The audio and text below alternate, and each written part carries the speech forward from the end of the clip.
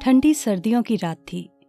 Doctor Larry brilliant, एक पश्चिमी भक्त जो बाद में एक प्रसिद्ध महामारी विशेषज्ञ बन गए, भारत के कैंची धाम में महाराज जी से मिलने आए थे।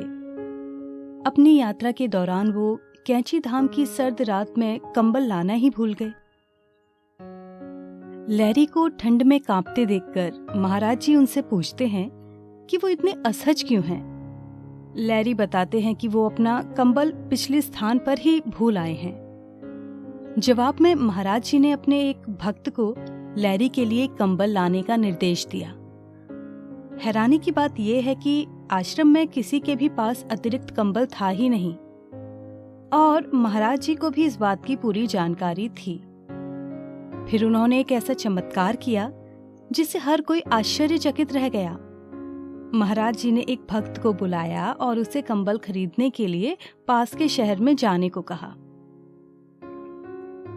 भक्त हैरान था क्योंकि काफी रात हो चुकी थी और सभी दुकानें बंद थीं। फिर भी उसने महाराज जी की आज्ञा का पालन किया और शहर के लिए रवाना हो गया। शहर पहुंचने पर वास्तव में सभी दुकानें बंद मिली।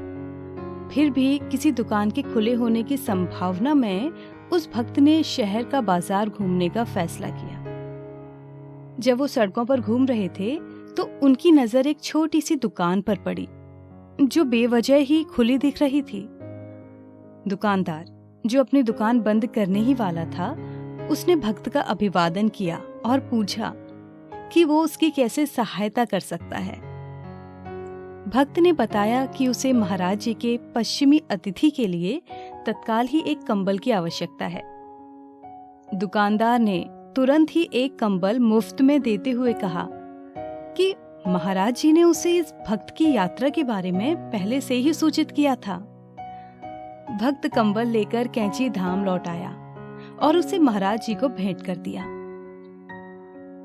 इस चमत्कारी घटना ने महाराज जी की दिव्य शक्तियों और अपने भक्तों के प्रति उनके गहन प्रेम और चिंता को प्रदर्शित किया।